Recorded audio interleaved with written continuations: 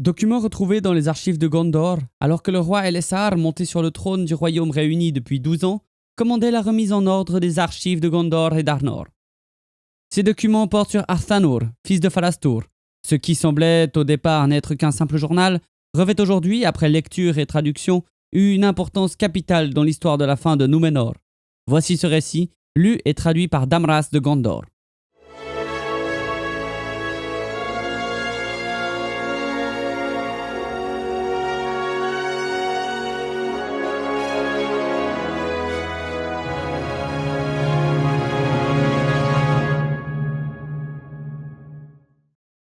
Je m'appelle Arthanur. Je suis né sur l'île de Númenor sous la royauté d'Ar-Pharazôn, 25e roi de notre peuple. Je n'ai pas de sang noble ni de prétention de cour, je suis simplement un paysan de Landustar fournissant grains et céréales diverses au royaume.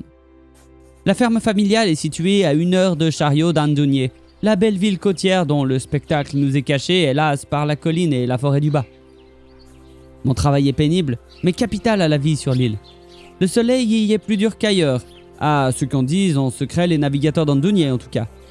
Mais je trouve tout le réconfort qu'il me faut sous l'ombre des grands arbres qui bordent le champ d'en bas.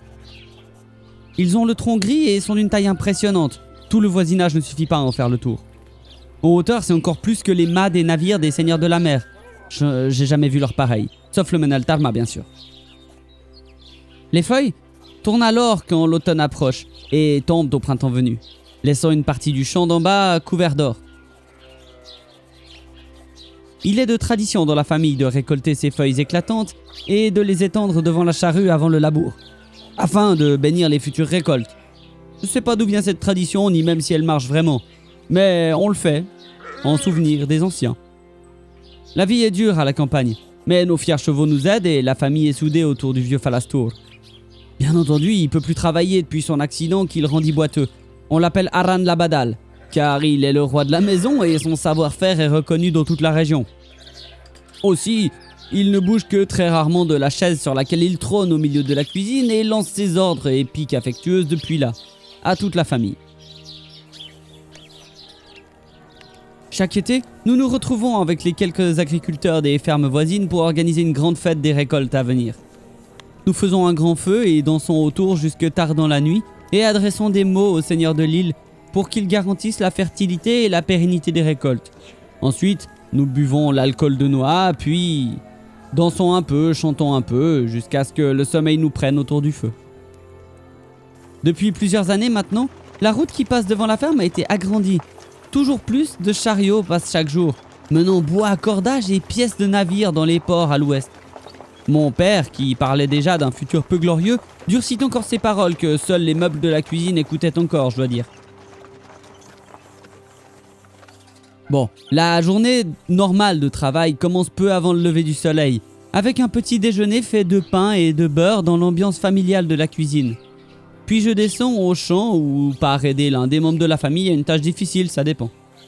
À midi, on prend le repas sur les pierres près du pré aux chèvres du voisin Feignier. Souvent, les fils et la fille Feignier sont là aussi et nous pouvons alors rire d'histoires des elfes et des temps anciens et tout ça. L'heure de midi est encore trop dure pour le travail.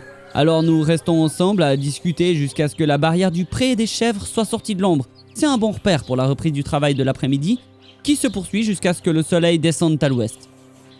Quand la fraîcheur du soir arrive, je rentre à la ferme, fatigué mais satisfait de mon travail. Je dois dire, le visage de la fille des Feignier en tête, évidemment, et les membres là de tant d'affairement. Le repas du soir est généralement fait de fromage et de soupe, préparés durant la journée par ma mère.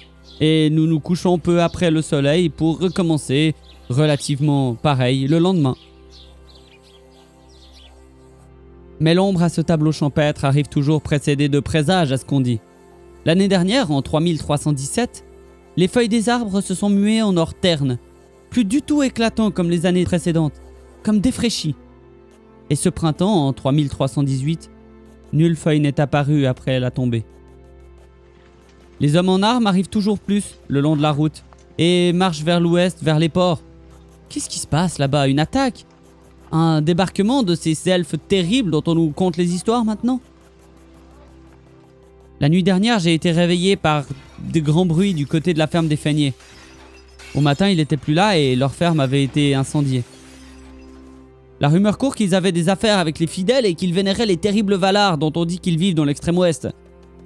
Pour ma famille, nous nous tenons au culte habituel de Melkor, le Sauveur. Le roi lui-même suit cette foi plus élevée, et ainsi on peut apercevoir le miroitement des feux dans le temple sur le Menel Tarma là-bas. Ah, loué soit Pharazôn, il nous sauvera de ses sombres présages. Je suis sûr que c'est de lui que nous viendra la délivrance, et la terre nous envoie pourtant du mal depuis un temps déjà. Mais je suis confiant. La délivrance nous viendra de Pharazôn.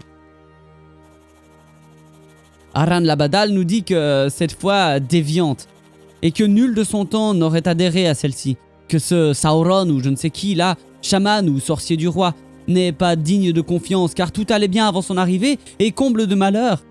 Il paraît qu'il a fait brûler l'arbre du roi, l'arbre blanc. Bien entendu, on essaye de cacher les propos si terrifiants de mon père, il perd la tête avec l'âge c'est certain, et certains nous disent que les Feigniers ont été réduits en cendres pour ces mêmes propos.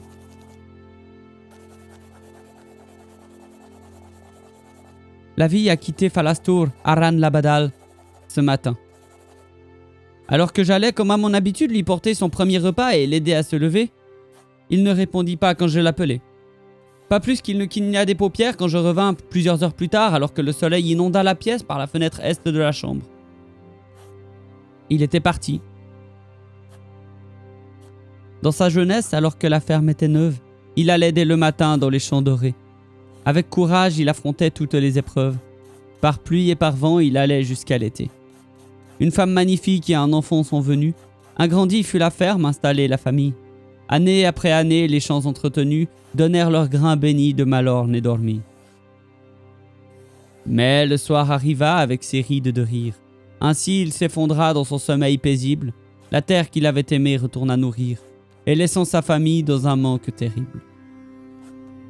Voici les mots que j'écrivis sur la tombe que j'ai fait dresser près du champ d'en bas, où il aimait se tenir alors qu'il en était encore capable. Terrible douleur que celle de la perte de son père, douleur qu'un jour tous doivent soutenir, que nul ne semble jamais prêt à ressentir. Mais la vie continue. Bien qu'en pensée, ce monde me sembla alors moins brillant, moins ensoleillé. Même les céréales semblaient réagir à sa mort, donnant moins, et le blé finit par tomber malade. Les récoltes de l'année 3319 se présentaient et ne semblaient pas devoir suffire pour nourrir Andustar seul. La fête des récoltes, je fus seul, avec ma mère. Nous n'avions plus de voisins capables de venir. Mais un dernier présage vint alors. Le roi lui-même passa un soir sur la route devant la ferme. Je sortis le voir dans sa rutilante armure d'or et d'argent. Il me jeta un regard dur de ses yeux d'acier. Il émanait de lui une résolution secrète. Qu'allait-il faire à l'ouest? Voir ces nombreux navires qu'il apprêtait depuis, 9 ans? Je pense que je saurai jamais. Un tremblement de terre d'une violence jamais vue a secoué l'île ce matin. La partie sud de la ferme s'est effondrée et toute la structure est affaiblie.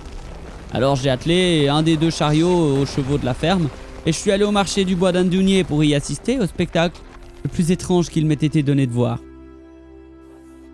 La mer semblait s'en aller au large. De nombreux kilomètres jusqu'alors immergés refaisaient surface subitement alors qu'un grondement violent se faisait ressentir plus qu'entendre. Le Menel Tarma fumait et du feu sortait du temple. Alors que j'approchais du marché, je remarquais des nuages bas à l'horizon qui semblaient toucher la mer, qui continuait de s'éloigner toujours plus. J'ai pas vraiment compris sur le moment. Alors qu'un nouveau tremblement secoua l'île, une peur indescriptible prit possession de mon corps et je me vis courir toujours plus loin en direction des montagnes, de la montagne, du Menel Tarma, qui venait d'éclater en feu. Un énorme nuage noir de cendres s'étendait comme une immense main en direction de l'est et du nord, alors que ma panique s'accentuait. Je parvenais pas à réfléchir. Où aller? Vers la mer, qui s'en allait, ou vers la montagne, qui répandait ses flammes et des roches en torrent de lave? Je fis volte-face dans une ultime tentative de rejoindre la mer. L'eau vaut mieux que le feu. L'eau vaut mieux que le feu. Mais la mer tout entière semble s'être levée pour attaquer l'île. Les nuages sont en réalité une vague d'une taille démesurée qui semble vouloir faire face au feu. Je cours vers la maison Et alors que j'écris ces dernières lignes, une pluie d'eau et de feu se déverse sur les champs et les grands arbres d'en bas. Je vais ranger ce livre dans une boîte hermétique, on sait jamais. Ces derniers mots étaient écrits sur la petite caisse retrouvée au large du Belfalas, plusieurs millénaires plus tard. Béni soit cet écrin laissé à la garde d'Ulmo le Puissant. Ceux-ci sont les derniers écrits de Artanur, fils de Falastor d'Andustar.